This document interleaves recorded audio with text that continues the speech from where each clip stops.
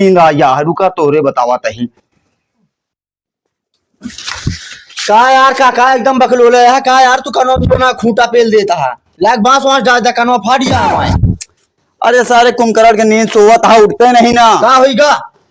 गेहूं काटे का है। गेहूं काटे का है? हाँ डेली सब बताए जाता है गेहूं तो है एक नंबर का बढ़िया है सब भाई पटीदार कहता है काटा लायक ना भा है।